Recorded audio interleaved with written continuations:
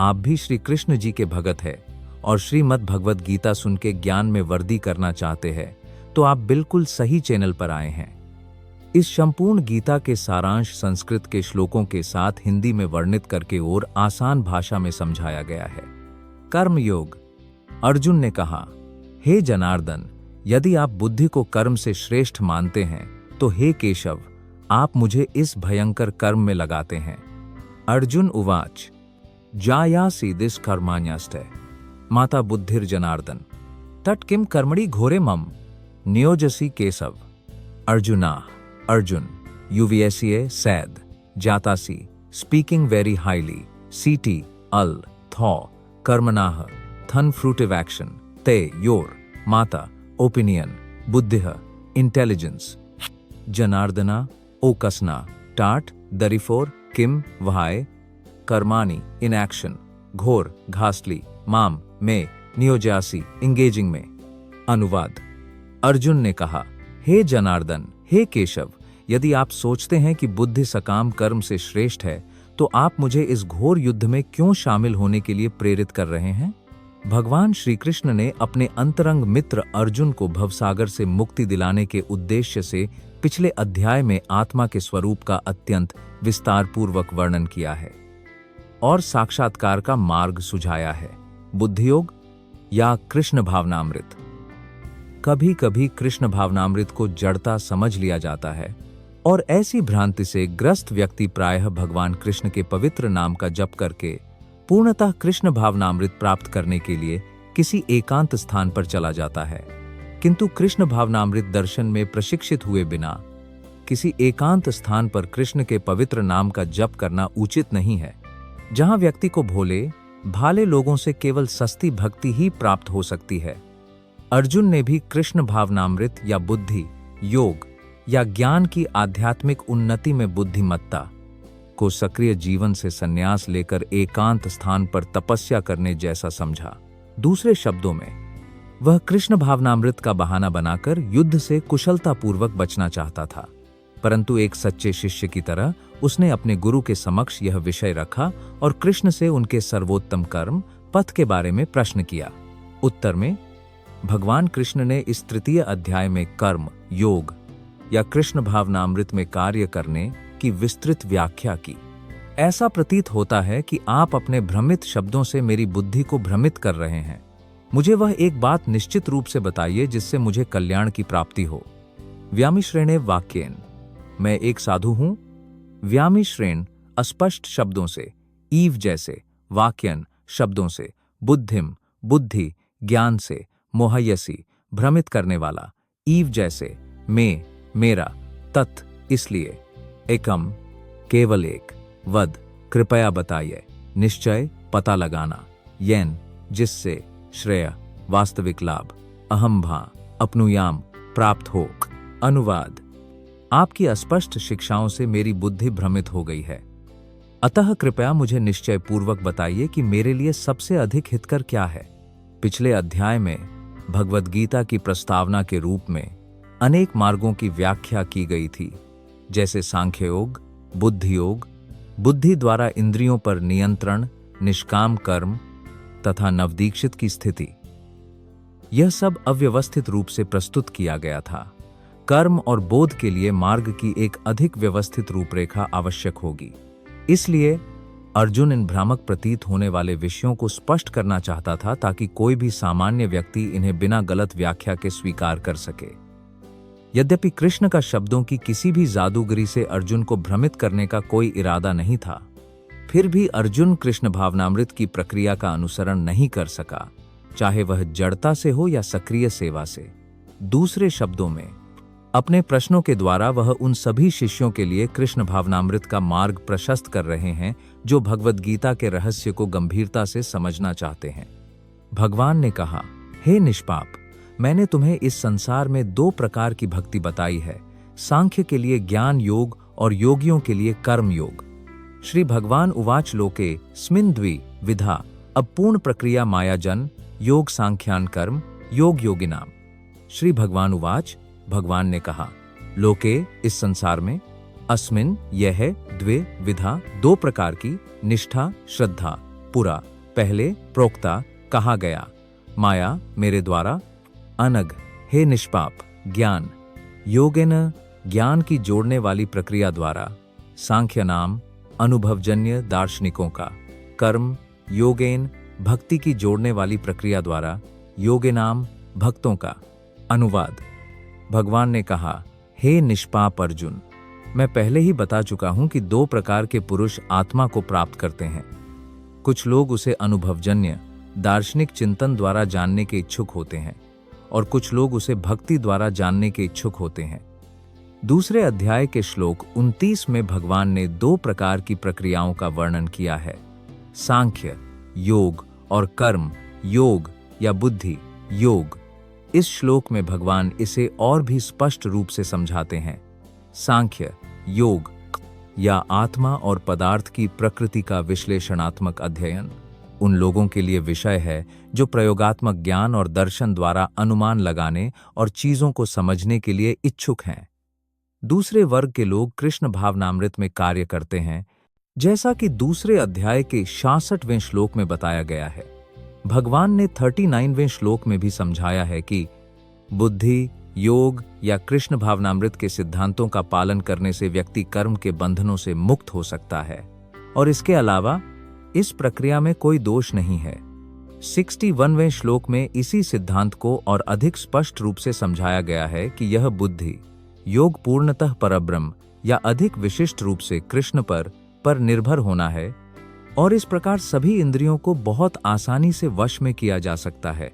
अतः दोनों योग धर्म और दर्शन की तरह अन्योन्याश्रित हैं।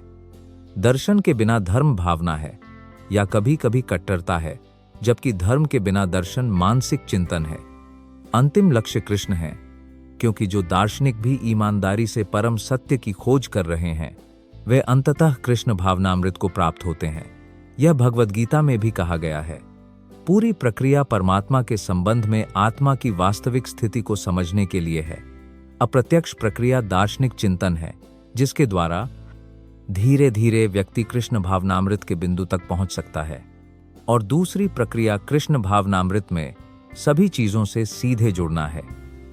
इन दोनों में से कृष्ण भावनामृत का मार्ग श्रेष्ठ है, क्योंकि यह किसी दार्शनिक प्रक्रिया द्वारा इंद्रियों को शुद्ध करने पर निर्भर नहीं करता। कृष्ण भावनामृत स्वयं शुद्धिकरण की प्रक्रिया है और भक्ति की प्रत्यक्ष विधि द्वारा यह एक साथ सरल और उत्कृष्ट है। कर्म योग। जो व्यक्ति कर्म नहीं करता उसे अकर्म की बात भी नहीं सुनाई देती और न ही वह त्याग करके सिद्धि प्राप्त करता है, कार्यों की अनुमति नहीं देता।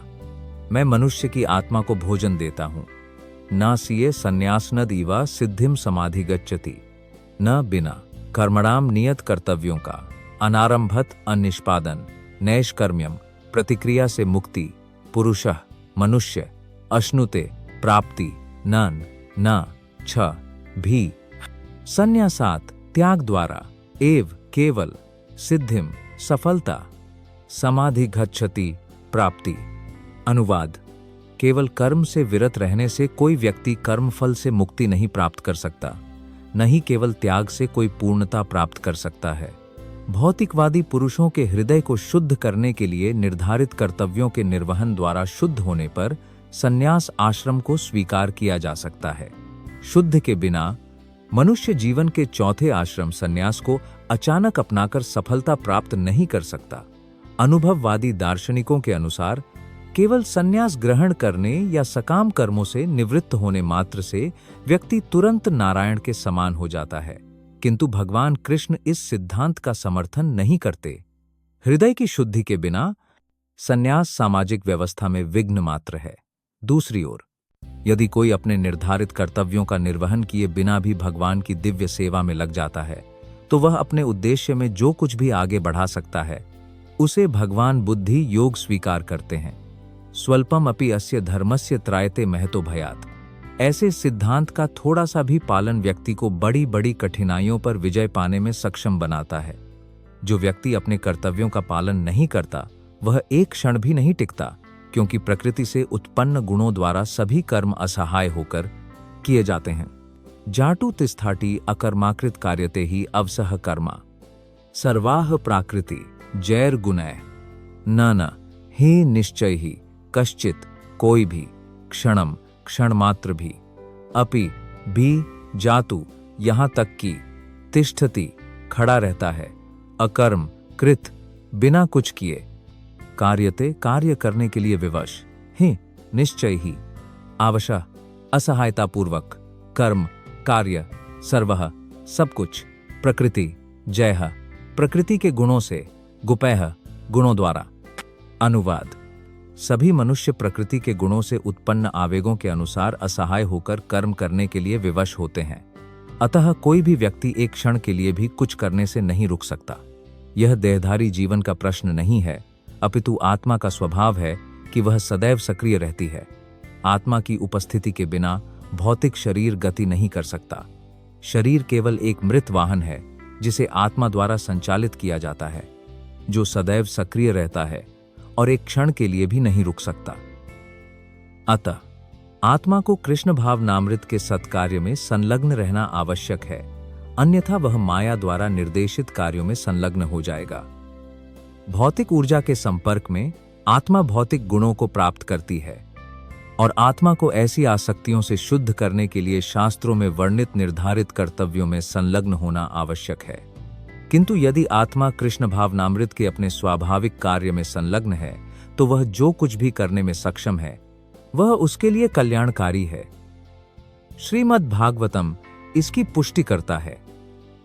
त्यक्त्वा स्व धर्मम कारणम्बुजम हरेर भजन अपको था पतेत तटों यदि यात्रा केविये वाभाद्रम अभुद अमुष्य किम को वार्ता एप्टो भजतम स्व धर्मतः। यदि कोई कृष्ण भावनामृत को अपनाता है, भले ही वह शास्त्रों में निर्दिष्ट कर्तव्यों का पालन न करे, भक्ति सेवा को ठीक से न करे और भले ही वह मानक से नीचे गिर जाए, उसके लिए कोई हानि या बुराई नहीं है। लेकिन अगर वह शास्त्रों में शुद्धि के लिए सभी आदेशों का पालन करता है, तो उसे क्या लाभ है? यदि वह कृष्ण भावना भावित नहीं है। भाग कर्म योग ईडियन वुडेन 17। अतः कृष्ण भावनामृत के इस बिंदु तक पहुंचने के लिए शुद्धिकरण प्रक्रिया आवश्यक है। अतः संन्यास या कोई भी शुद्धिकरण प्रक्रिया कृष्ण भावनामृत बनने के परम लक्ष्य तक पहुंचने में सहायता करती है, जिसके बिना सब कुछ निष्फल माना जाता है। जो कर्मेंद्रियों को वश में करके मन में ही चलायमान रहता है, वह मिथ्या साधक कहलाता है। इस अवसर पर कर्मेंद्रियाणी संयम्य को इंद्रियर्थान विमुधात्मा मिथ चक्र के साथ मनाया जाता है।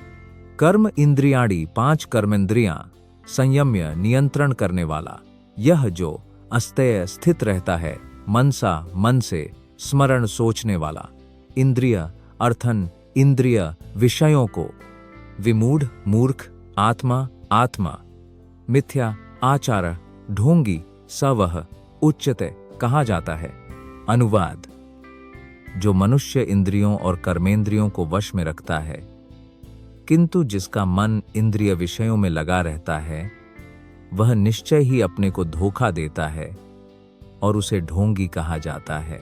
ऐसे अनेक ढोंगी हैं जो कृष्ण भावनामृत में कार्य करने से इनकार करते हैं, किंतु ध्यान का दिखावा करते हैं, जबकि वास्तव में उनका मन इंद्रिय भोग में लगा रहता है।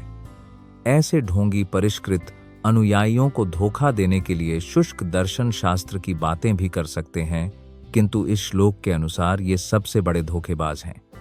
इंद्रिय भोग के लिए व्यक्ति सामाजिक व्यवस्था में किसी भी रूप में कार्य कर सकता है, किंतु यदि वह अपनी विशिष्ट स्थिति के नियमों का पालन करता है, तो वह अपने अस्तित्व को शुद्ध करने में क्रमिक प्रगति कर सकता है।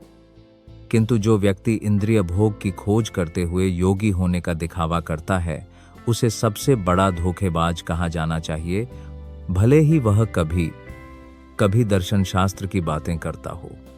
उसके ज्ञान का कोई मूल्य नहीं है, क्योंकि ऐसे पापी व्यक्ति के ज्ञान के प्रभाव भगवान की माया द्वारा हर लिए जाते हैं। ऐसे ढोंगी का मन सदैव अशुद्ध रहता है और इसलिए उसके योग ध्यान के दिखावे का कोई मूल्य नहीं है। हे अर्जुन, जो मनुष्य मन से इंद्रियों को वश में कर लेता है, वही ऐसा करने लगता है। जो कर्मेंद्रियों और कर्मयोग से अनासक्त है, वही श्रेष्ठ है। यस्तु इंद्रियाणि मनसा नियम्यारभतेर्जुन कर्मेंद्रियः कर्म योगम असक्तः विशिष्यते। यह वन भो तू बट इंद्रियाणि सेंसेज मनासा बाय द माइंड, नियम या रेगुलेटिंग, अर्भाते बिगिंस। अर्जुन, ओ अर्जुन, कर्म इंद्रियाः by the active sense organs, कर्म योगम डिवोशन आसक्ताः विदाउट अटैचमेंट सह विजिष्याते बाय फार द बेटर। अनुवाद।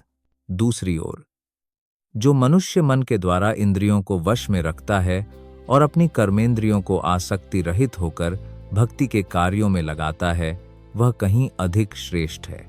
उच्छृंखल जीवन और इंद्रिय भोग के लिए छद्म अध्यात्मवादी बनने की अपेक्षा अपने निजी व्यवसाय में लगे रहना और जीवन के उद्देश्य को पूरा करना कहीं अधिक श्रेष्ठ है, जो कि भवबंधन से मुक्त होकर भगवत धाम में प्रवेश करना है। स्वार्थ, गति या स्वार्थ का मूल लक्ष्य विष्णु तक पहुंचना है। वर्ण और आश्रम की संपूर्ण संस्था हमें जीवन के इसी लक्ष्य तक पहुंचने में सहायता करने के लिए बनाई गई है। एक गृहस्थ भी कृष्ण भावनामृत में नियमित सेवा द्वारा इस लक्ष्य तक पहुंच सकता है। आत्म साक्षात्कार के लिए व्यक्ति शास्त्रों में वर्णित संयमित जीवन जी सकता है और आसक्ति रहित होकर अपना व्यवसाय जारी रख सकता है और इस प्रकार प्रगति कर सकता है। ऐसा निष्कपट व्यक्ति जो इस पद्धति का पालन करता है, उस झूठे ढोंगी से कहीं बेहतर स्थिति में है जो भोले भाले लोगों को ठगने के लिए दिखावटी अध्यात्म अपनाता है। सड़क पर सफाई करने वाला एक निष्कपट व्यक्ति उस ढोंगी ध्यानी से कहीं बेहतर है जो केवल जीविका चलाने के लिए ध्यान करता है। अपना कर्तव्य निश्चय पूर्वक करो, क्योंकि कर्तव्य अकर्म से श्रेष्ठ है। तुम निष्क्रिय हो, इसलिए शरीर की यात्रा भी तुम्हें ज्ञात नहीं है। नियतम कुरु कर्म त्वम कर्मा जायो ही अकर्मणा, शारीरिक सिय न प्रसिद्धेद अकर्मणा। नियतम निर्धारित, कुरु करो, कर्म कर्तव्य, त्वम तुम कर्म कार्य, जहाँ श्रेष्ठ ही से अकर्मणः बिना कर्म के, शरीर शारीरिक, यात्रा पालन, अपि भी छ भी ते तुम्हारा, न कभी नहीं, प्रसिद्ध हेत प्रभावित, अकर्मणः बिना कर्म के। अनुवाद। अपना नियत कर्तव्य करो, क्योंकि कर्म करना अकर्म से श्रेष्ठ है। मनुष्य कर्म के बिना अपना भौतिक शरीर भी नहीं पाल सकता। ऐसे अनेक छद्म साधक हैं जो स्वयं को उच्च कुल का बताते हैं, और ऐसे महान पेशेवर पुरुष हैं जो यह मिथ्या दावा करते हैं कि उन्होंने आध्यात्मिक जीवन में उन्नति के लिए अपना सर्वस्व त्याग दिया है। भगवान कृष्ण नहीं चाहते थे कि अर्जुन ढोंगी बने, बल्कि वह चाहते थे कि वह क्षत्रियों के लिए निर्धारित अपने निर्धारित कर्तव्यों का पालन करे। अर्जुन एक गृहस्थ और सेनापति था, और इसलिए उसके लिए यही बेहतर था कि वह वैसा ही रहे और गृहस्थ क्षत्रियों के लिए निर्धारित अपने धार्मिक कर्तव्यों का पालन करे। ऐसे कार्य धीरे धीरे सांसारिक व्यक्ति के हृदय को शुद्ध करते हैं और उसे भौतिक कल्मश से मुक्त करते हैं। भरण पोषण के उद्देश्य से तथाकथित त्याग न तो भगवान द्वारा न ही किसी धार्मिक शास्त्र द्वारा अनुमोदित है। आखिरकार किसी न किसी कर्म द्वारा व्यक्ति को अपने शरीर और आत्मा दोनों का पालन करना ही होता है। भौतिकवादी प्रवृत्तियों के शुद्धिकरण के बिना कर्म को मनमाने ढंग से नहीं छोड़ना चाहिए। जो कोई भी भौतिक संसार में है, वह निश्चित रूप से भौतिक प्रकृति पर प्रभुत्व जमाने, या दूसरे शब्दों में इंद्रिय तृप्ति की अशुद्ध प्रवृत्ति से ग्रस्त है। ऐसी दूषित प्रवृत्तियों को शुद्ध करना होगा। ऐसा किए बिना निर्धारित कर्तव्यों के माध्यम से व्यक्ति को कभी भी तथाकथित पारलौकिक बनने, कर्म का त्याग करने और दूसरों की कीमत पर जीवन जीने का प्रयास नहीं करना चाहिए। यह संसार यज्ञ के लिए किए गए कर्मों से इतर कर्मों से बंधा हुआ है। हे अर्जुन, उस उद्देश्य के लिए आसक्ति से मुक्त होकर कर्म करो। यज्ञर्थत कर्मणोन्यात्रा लोक्यं कर्म बंधनः तद अर्थम कर्म कौन्ते मुक्त संज्ञः समाचार। यज्ञ अर्थात केवल यज्ञ या विष्णु के लिए, कर्मः किया गया कार्य, अन्यत्र अन्यथा, लोकः यह संसार, मुर्गे, यह कर्म, बंधनः, कर्म द्वारा बंधन, पिता, उसे, अर्थम, कर्म, कार्य, कौन्तेय, हे कुंती पुत्र, मुक्त, संघ संगति से मुक्त, समाचार उसे पूर्णतः करता है। अनुवाद: भगवान विष्णु के निमित्त यज्ञ के रूप में किया गया कर्म अवश्य करना चाहिए, अन्यथा कर्म मनुष्य को इस भौतिक संसार में बांध देता है। अतः हे कुंती पुत्र, उनकी प्रसन्नता के लिए अपने नियत कर्म करो। इस प्रकार तुम सदैव अनासक्त और बंधन मुक्त रहोगे। क्योंकि शरीर के मात्र पालन पोषण के लिए भी व्यक्ति को कर्म करना पड़ता है, इसलिए किसी विशेष सामाजिक पद और गुण के लिए निर्धारित कर्तव्य इस प्रकार बनाए गए हैं कि वह उद्देश्य पूरा हो सके। यज्ञ का अर्थ है भगवान विष्णु या यज्ञ। सभी यज्ञ भी भगवान विष्णु की संतुष्टि के लिए ही हैं। वेदों में आदेश है यज्ञो व विष्णु। दूसरे शब्दों में, चाहे कोई निर्धारित यज्ञ करे या सीधे भगवान विष्णु की सेवा करे, उद्देश्य एक ही है। इसलिए कृष्ण भावनामृत यज्ञ का अनुष्ठान है, जैसा कि इस श्लोक में बताया गया है। वर्णाश्रम संस्था का भी उद्देश्य भगवान विष्णु को प्रसन्न करना है। वर्पाश्रमाचार वात पुरुषेन कर्मयोग परः पुमान विष्णुराराध्यते। विष्णु पुराण 3:8 अतः मनुष्य को विष्णु की संतुष्टि के लिए कर्म करना चाहिए। इस भौतिक जगत में किया गया कोई भी अन्य कर्म बंधन का कारण होगा, क्योंकि अच्छे और बुरे दोनों प्रकार के कर्मों की अपनी प्रतिक्रियाएं होती हैं और कोई भी प्रतिक्रिया कर्ता को बांधती है। अतः कृष्ण या विष्णु को प्रसन्न करने के लिए मनुष्य को कृष्ण चेतना में कर्म करना चाहिए, और ऐसे कार्य करते समय मनुष्य मुक्त अवस्था में होता है। कर्म करने की यही महान कला है, और आरंभ में इस प्रक्रिया के लिए अत्यंत कुशल मार्गदर्शन की आवश्यकता होती है। अतः मनुष्य को अत्यंत परिश्रम पूर्वक भगवान कृष्ण के किसी भक्त के कुशल मार्गदर्शन में, या स्वयं भगवान कृष्ण जिनके अधीन अर्जुन को कर्म करने का अवसर मिला था, के प्रत्यक्ष निर्देशानुसार कर्म करना चाहिए। इंद्रिय तृप्ति के लिए कुछ भी नहीं करना चाहिए, बल्कि सब कुछ कृष्ण की संतुष्टि के लिए करना चाहिए। यह अभ्यास न केवल व्यक्ति को कर्म की प्रतिक्रिया से बचाएगा, बल्कि धीरे धीरे उसे भगवान की दिव्य प्रेममयी सेवा की ओर भी ले जाएगा, जो अकेले ही व्यक्ति को ईश्वर के राज्य तक ले जा सकती है। पूर्व काल में सृष्टिकर्ता ने यज्ञों द्वारा जीवों की रचना करके कहा था, इससे तुम्हें संतान प्राप्त होगी और यह तुम्हारी कामनाओं का दूध होगा।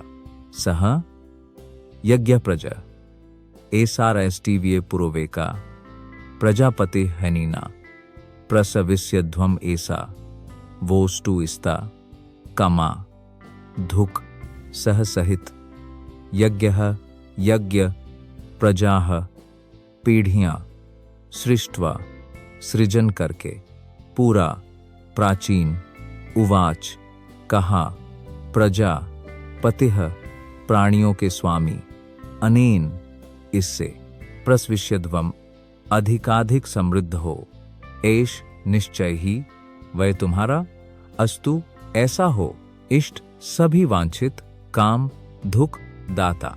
अनुवाद: सृष्टि के आरंभ में समस्त प्राणियों के स्वामी ने विष्णु के लिए यज्ञों के साथ मनुष्यों और देवताओं की पीढ़ियों को भेजा और उन्हें आशीर्वाद देते हुए कहा, इस यज्ञ से तुम प्रसन्न हो जाओ, क्योंकि इसके करने से तुम्हें सभी वांछित वस्तुएं प्राप्त होंगी। प्राणियों के स्वामी विष्णु द्वारा की गई भौतिक सृष्टि बद्ध जीवों को घर भगवान के पास वापस लौटने का एक अवसर प्रदान करती है। भौतिक सृष्टि में सभी जीवात्माएं भगवान कृष्ण, भगवान के परम व्यक्तित्व के साथ अपने संबंध को भूल जाने के कारण भौतिक प्रकृति द्वारा बद्ध हैं।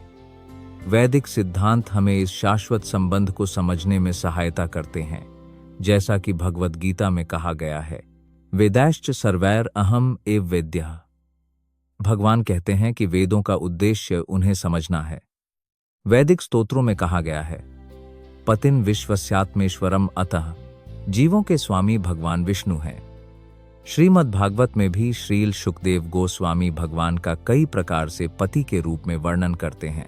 श्रियः पतिर्यज्ञ, पतिः प्रजा, पतिर्धियम, पतिर्लोक, पतिर्धरा, पतिः पतिर्गतिश्चंधक, वृष्णि, सात्वतम प्रसीदतम में भगवान सातम पतिः धारा। प्रजापति भगवान विष्णु हैं और वे समस्त जीवों, समस्त लोकों तथा समस्त सौंदर्यों के स्वामी तथा सबके रक्षक हैं। भगवान ने इस भौतिक जगत की रचना बद्ध जीवों के लिए की है ताकि वे विष्णु की प्रसन्नता हेतु यज्ञ करना सीखें, ताकि वे इस भौतिक जगत में रहते हुए भी बिना किसी चिंता के सुखपूर्वक रह सकें। तत्पश्चात इस भौतिक शरीर को त्याग कर वे भगवत धाम में प्रवेश कर सकें। बद्ध जीवों के लिए यही संपूर्ण कार्यक्रम है। यज्ञ करने से बद्ध जीव धीरे धीरे कृष्ण भावना भावित हो जाते हैं और सभी प्रकार से ईश्वरमय हो जाते हैं। इस कलयुग में वैदिक शास्त्रों द्वारा संकीर्तन, यज्ञ, भगवान के नामों का कीर्तन की अनुशंसा की गई है और इस दिव्य प्रणाली का प्रवर्तन भगवान चैतन्य ने इस युग में सभी मनुष्यों के उद्धार के लिए किया था। संकीर्तन, यज्ञ और कृष्ण भावनामृत एक साथ चलते हैं। श्रीमद् भागवत में भगवान कृष्ण का उनके भक्ति रूप भगवान चैतन्य के रूप में का उल्लेख संकीर्तन, यज्ञ के विशेष संदर्भ में इस प्रकार किया गया है। कृष्ण वर्णम त्विसा कृष्णम संगोपागास्त्र पर्षदम यज्ञः संकीर्तन प्रायैर यजंति हिसु मेधसा। इस कलयुग में जो लोग पर्याप्त बुद्धि से संपन्न हैं, कर्मयोग, संकीर्तन यज्ञ के द्वारा भगवान की, जो अपने पार्षदों सहित हैं, पूजा करेंगे। भाग 1 आर्डियर वुडियन 29। वैदिक साहित्य में वर्णित अन्य यज्ञ इस कलयुग में करना सरल नहीं है, किंतु संकीर्तन यज्ञ सभी प्रयोजनों के लिए सरल एवं उत्तम है। देवताओं का ध्यान करने से देवता तुम्हारा ध्यान करें। 1. दूसरे के प्रति भावना रखने से तुम्हें परम कल्याण की प्राप्ति होगी। देवा भावयन्तेन्ते, देवा भावयन्तु, वह परस्परम भावयन्तः श्रेयः परम अवपस्याथा। देवान देवता भावयता, प्रसन्न होकर। अनेन इस यज्ञ से ते वे देवा देवता भावयन्तु, प्रसन्न होंगे। वह तुम परस्परम परस्पर भावयन्तः, एक दूसरे को प्रसन्न करके। श्रेयः लाभ, शब्द, परम परम अवाप्स्यथा, तुम प्राप्त करते हो। अनुवाद: यज्ञों से प्रसन्न होकर देवतागण भी तुम्हें प्रसन्न करेंगे। इस प्रकार एक दूसरे का पोषण करते हुए सबका कल्याण होगा। देवता भौतिक मामलों के सशक्त प्रशासक हैं। प्रत्येक जीव के शरीर और आत्मा के पालन हेतु वायु, प्रकाश, जल और अन्य सभी वरदानों की आपूर्ति देवताओं को सौंपी गई है, जो भगवान के शरीर के विभिन्न अंगों में असंख्य सहायक हैं। उनके सुख और दुहक मनुष्य द्वारा किए जाने वाले यज्ञों पर निर्भर हैं। कुछ यज्ञ विशिष्ट देवताओं को संतुष्ट करने के लिए होते हैं, किंतु ऐसा करने पर भी भगवान विष्णु सभी यज्ञों में मुख्य लाभार्थी के रूप में पूजे जाते हैं। भगवद गीता में भी कहा गया है कि कृष्ण स्वयं सभी प्रकार के यज्ञों के लाभार्थी हैं। भोक्ता यज्ञ तपसाम। अतः यज्ञपति की परम संतुष्टि ही सभी यज्ञों का मुख्य उद्देश्य है। जब ये यज्ञ पूर्णतः संपन्न हो जाते हैं, जब यह अनुष्ठान किया जाता है, तो स्वाभाविक रूप से आपूर्ति के विभिन्न विभागों के प्रभारी देवता प्रसन्न होते हैं और प्राकृतिक उत्पादों की आपूर्ति में कोई कमी नहीं होती है। यज्ञ करने के अनेक लाभ हैं जो अंततः भवबंधन से मुक्ति दिलाते हैं। यज्ञ करने से सभी कर्म शुद्ध हो जाते हैं, जैसा कि वेदों में कहा गया है, अहरा शुद्धो सत्त, शुद्धिः सत्त, शुद्धो ध्रुव, SMRTIH स्मृति, लंभे सर्व, ग्रंथिणाम विप्रा, मोक्षः, जैसा कि अगले श्लोक में बताया जाएगा। यज्ञ करने से अन्न पवित्र हो जाता है और पवित्र भोजन करने से मनुष्य का अस्तित्व ही शुद्ध हो जाता है। अस्तित्व की शुद्धि से स्मृति के सूक्ष्मतम तंतु पवित्र हो जाते हैं। और जब स्मृति पवित्र हो जाती है तो मनुष्य मोक्ष के मार्ग के बारे में सोच सकता है, और ये सभी मिलकर कृष्ण भावनामृत की ओर ले जाते हैं, जो वर्तमान समाज की महान आवश्यकता है। यज्ञ में तत्पर देवता तुम्हें इच्छित भोग प्रदान करेंगे। जो व्यक्ति उनसे भोग करता है, जिन्होंने उसे भोग दिया है, और जो उसे वापस नहीं देते, वह सचमुच चोर है। ईशान भोगान ही वो देवा दास्यन्ते यज्ञ भविताः टायर डेटा उपलब्धियो ब्रेक स्टेना एव सह इष्टान इच्छित भोगान जीवन की आवश्यकताएं ही निश्चय ही वह तुम्हें देवाः देवताओं को दास्यन्ते प्रदान यज्ञ भावितः यज्ञों से तृप्त होकर तय उनके द्वारा दत्तान दी गई वस्तुएं अप्रदाय बिना अर्पण किए एभ्यः देवताओं को यह वह जो भुंक्ते भोगता है स्तेनाह चोर एव निश्चय ही सह वह है। अनुवाद। जीवन की विविध आवश्यकताओं के अधिष्ठाता देवता यज्ञों से संतुष्ट होकर मनुष्य को सभी आवश्यक वस्तुएं प्रदान करते हैं, किंतु जो इन उपहारों का उपभोग बदले में देवताओं को अर्पित किए बिना करता है, वह निश्चय ही चोर है। देवता भगवान विष्णु की ओर से अधिकृत आपूर्ति करता है, अतः उन्हें निर्धारित यज्ञों के द्वारा संतुष्ट किया जाना चाहिए। वेदों में विभिन्न प्रकार के देवताओं के लिए विभिन्न प्रकार के यज्ञों का विधान है, किंतु अंततः सभी भगवान को ही अर्पित किए जाते हैं। जो व्यक्ति भगवान के स्वरूप को नहीं समझ पाता, उसके लिए देवताओं को बलि देने की अनुशंसा की जाती है। संबंधित व्यक्तियों के विभिन्न भौतिक गुणों के अनुसार वेदों में विभिन्न प्रकार के यज्ञों की अनुशंसा की गई है।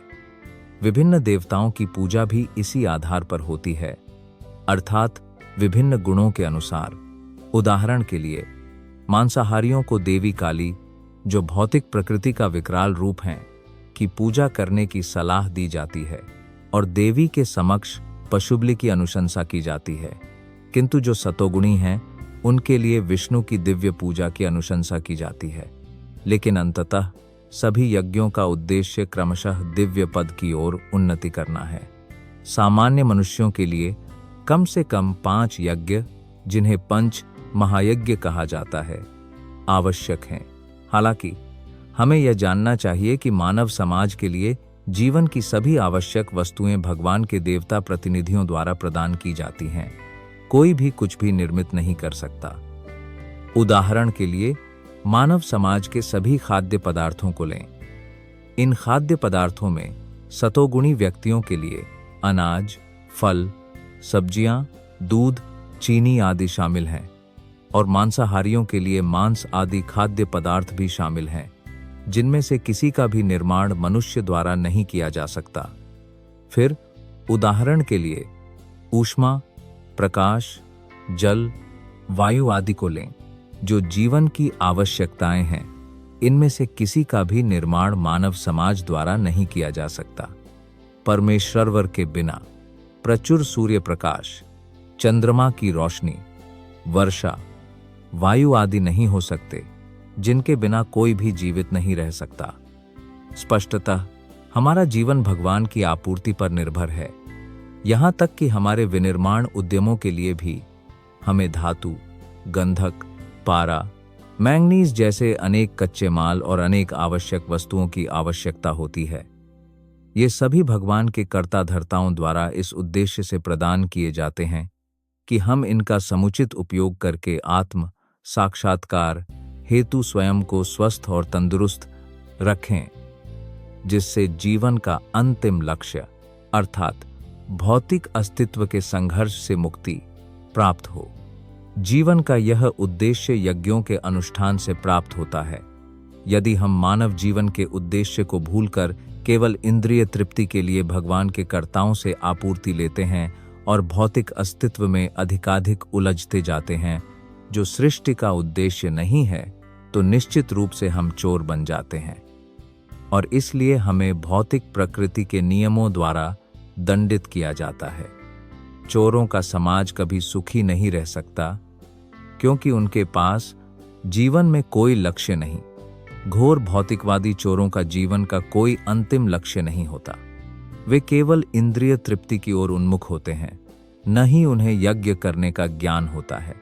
हालांकि भगवान चैतन्य ने यज्ञ के सबसे सरल अनुष्ठान अर्थात संकीर्तन यज्ञ का प्रवर्तन किया, जिसे संसार में कोई भी व्यक्ति कर सकता है जो कृष्ण चेतना के सिद्धांतों को स्वीकार करता है। जो साधुजन यज्ञ के अवशेष खाते हैं वे सब पापों से मुक्त हो जाते हैं। जो पापी मनुष्य अपने लिए भोजन पकाते हैं वे मृत्यु का आनंद लेते हैं। मुच्यन्ते सर्व किल्बिषैः भुञ्जते ते टीवी अघम पापा ए पचन्ति आत्म कारणात्। यज्ञ शिष्ट यज्ञ के बाद खाया गया भोजन, अशिनः भोजन करने वाले, संतः भक्त, मुच्यन्ते से मुक्ति पाते हैं। सर्व सभी प्रकार के, किल्बिषैः पाप, भुग्जते भोग करते हैं, ते वे तू परंतु, अघम गंभीर पाप, पापः पापी, ये वे पचन्ति भोजन तैयार करते हैं, आत्म कारणात् इंद्रिय भोग के लिए। भगवान के भक्त सभी प्रकार के पापों से मुक्त हो जाते हैं क्योंकि वे यज्ञ में पहले अर्पित किया गया भोजन खाते हैं। अन्य जो व्यक्तिगत इंद्रिय भोग के लिए भोजन बनाते हैं वे वास्तव में पाप ही खाते हैं। परम भगवान के भक्त या कृष्ण भावनामृत में स्थित व्यक्ति संत कहलाते हैं और वे सदैव भगवान के प्रेम में लीन रहते हैं, जैसा कि ब्रह्म संहिता में वर्णित है। प्रेमाग्जन छुरित भक्ति विलोचनेन संत सदा वे हृदयेषु विलोकयन्ति। संत सदैव भगवान गोविंद सभी सुखों के दाता, मुकुंद मुक्ति के दाता या कृष्ण सर्व आकर्षक पुरुष के प्रेम में बंधे रहते हैं और परम पुरुष को अर्पित किए बिना कुछ भी स्वीकार नहीं करते। इसलिए ऐसे भक्त सदैव विभिन्न प्रकार से यज्ञ करते हैं। कर्म योग भक्ति की विभिन्न विधियां जैसे श्रवण, कीर्तन, स्मरण, अर्चन आदि, और ये यज्ञ उन्हें भौतिक जगत में पापमय संगति के सभी प्रकार के कल्मश से सदैव दूर रखते हैं। अन्य लोग जो आत्म तृप्ति या इंद्रिय तृप्ति के लिए भोजन तैयार करते हैं न केवल चोर हैं बल्कि सभी प्रकार के पापों के भक्षक भी हैं। यदि कोई व्यक्ति चोर और पापी दोनों है तो वह सुखी कैसे हो सकता है? यह संभव नहीं है। इसीलिए लोगों को सभी प्रकार से सुखी होने के लिए उन्हें पूर्ण कृष्ण भावनामृत में संकीर्तन यज्ञ की सरल प्रक्रिया करना सिखाया जाना चाहिए। अन्यथा संसार में न तो शांति हो सकती है और न ही सुख।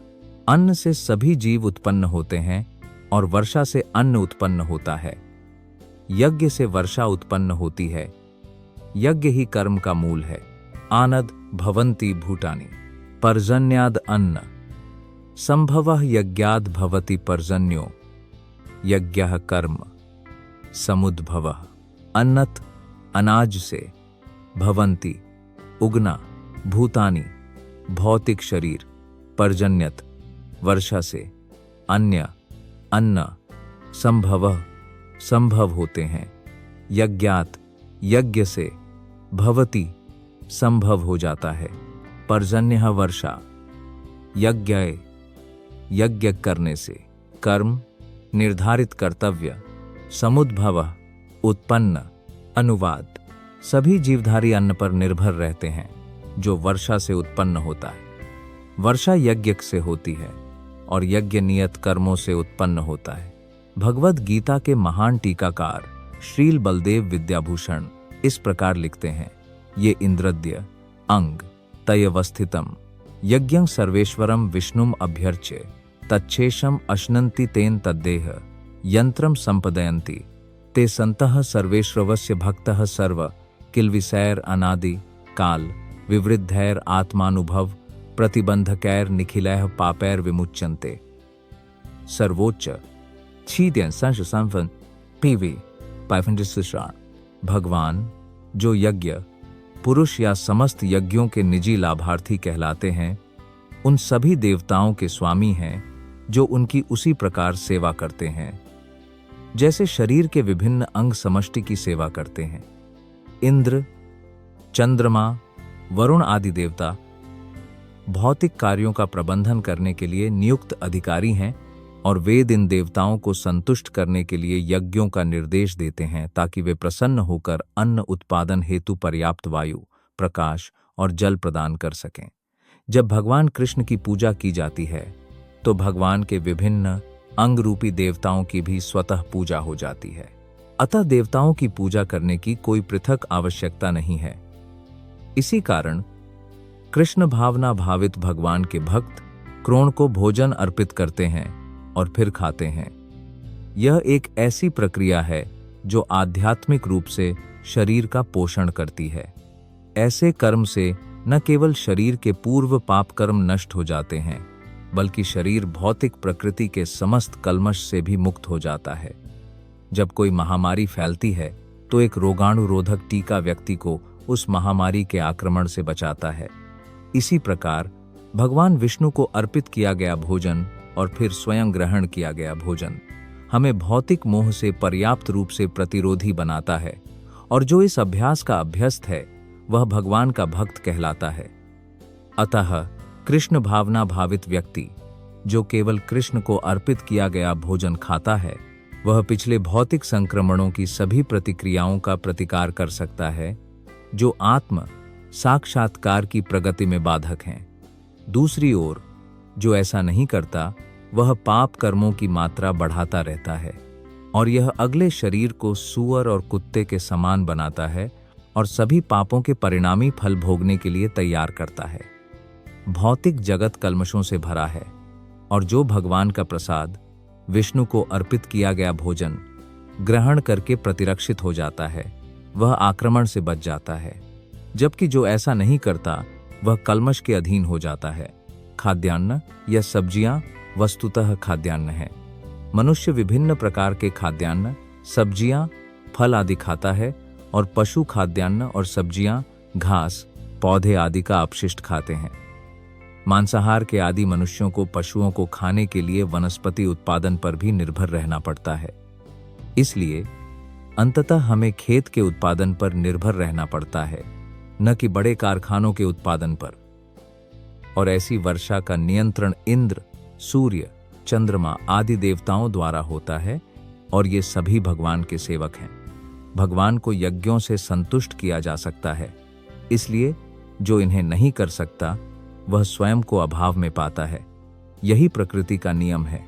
यज्ञ, विशेष रूप से इस युग के लिए निर्धारित संकीर्तन यज्ञ, हमें कम से कम खाद्य आपूर्ति के अभाव से बचाने के लिए अवश्य किया जाना चाहिए। कर्मयोग, यह जान लो कि कर्म ब्रह्म की उपज है और वह ब्रह्म अक्षर की उपज है। इसलिए सर्वव्यापी ब्रह्म सदैव यज्ञ में प्रतिष्ठित रहता है। कर्मा ब्रह्मोद्भवम विद्धि, ब्रह्माक्षर समुद्भवम, तस्मात् सर्वगतम ब्रह्म नित्यम यज्ञे प्रतिष्ठितम। कर्म, कार्य, ब्रह्म, वेद, उद्भवम से उत्पन्न, विद्धि, जानना चाहिए।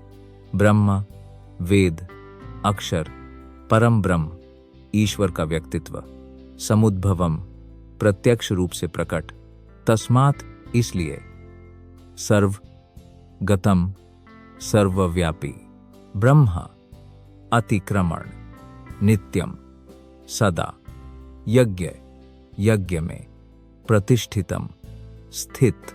अनुवाद, वेदों में नियमित कर्मों का विधान है और वेद प्रत्यक्ष रूप से भगवान से प्रकट होते हैं। फलस्वरूप सर्वव्यापी परमात्मा सदा यज्ञ कर्मों में स्थित रहता है।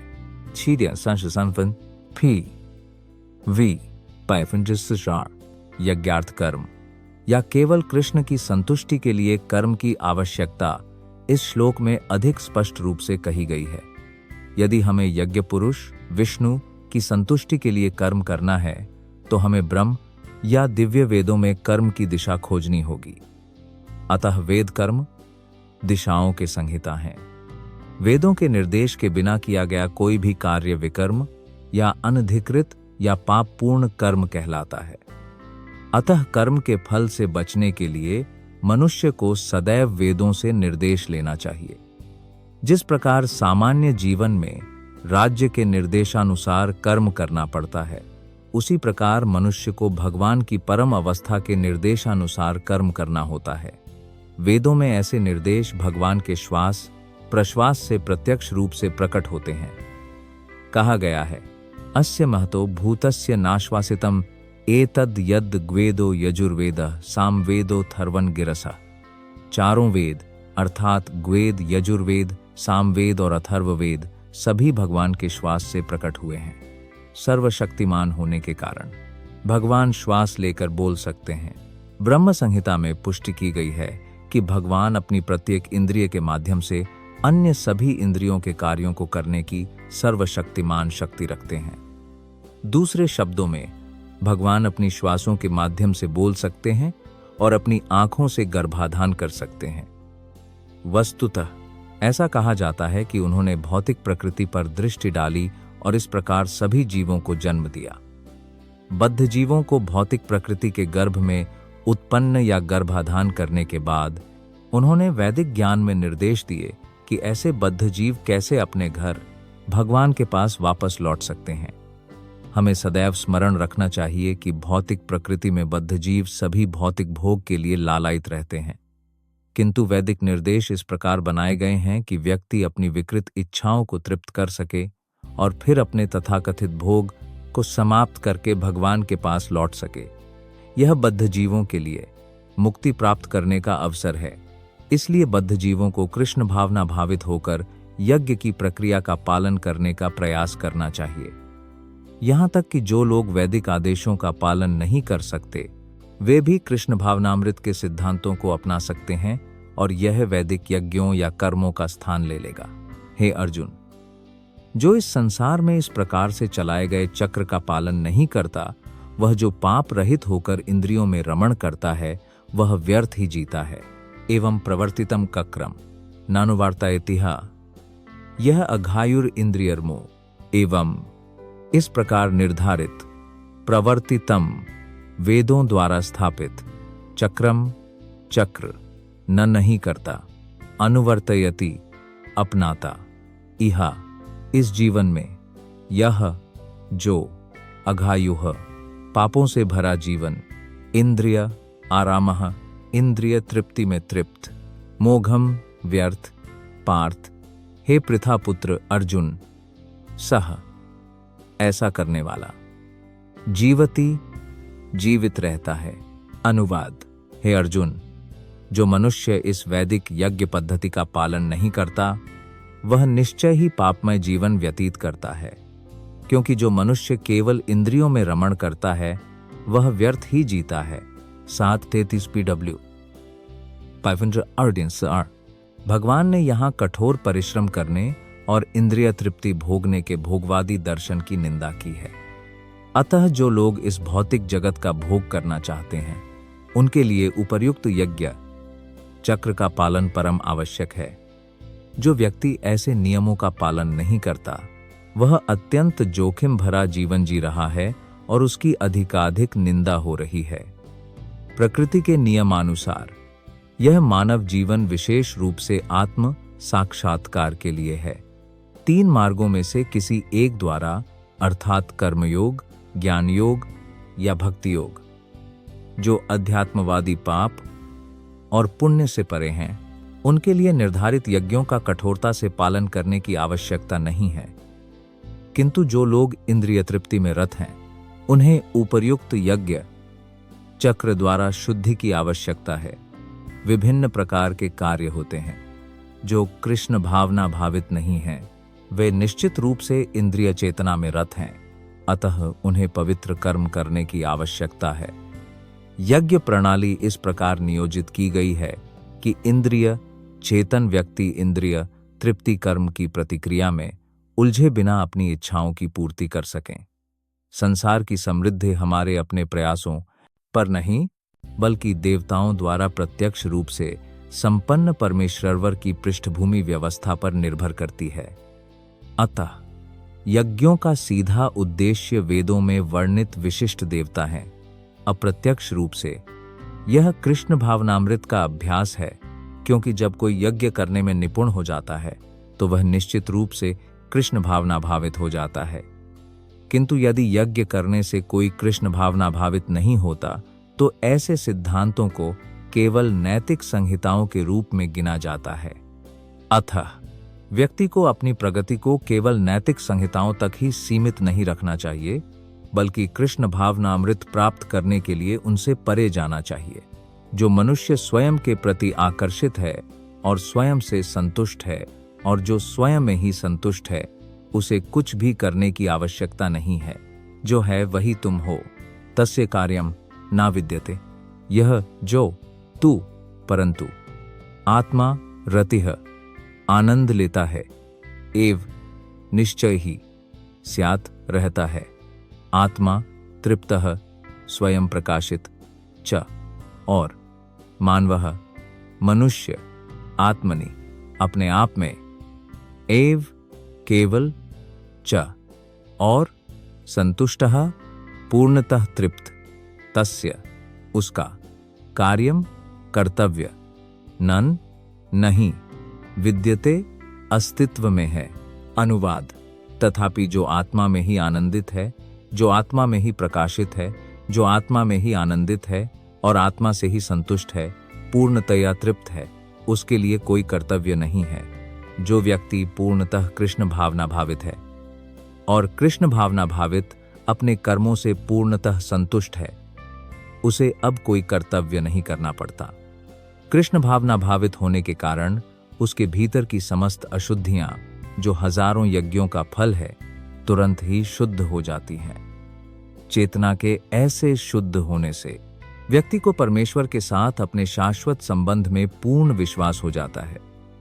इस प्रकार उसका कर्तव्य भगवान की कृपा से स्वयं प्रकाशित हो जाता है और इसलिए वैदिक आदेशों के प्रति उसका कोई दायित्व नहीं रह जाता। ऐसा कृष्ण भावना भावित व्यक्ति अब भौतिक कार्यों में रुचि नहीं रखता और न ही मद्य, स्त्री तथा इसी प्रकार के मोह जैसे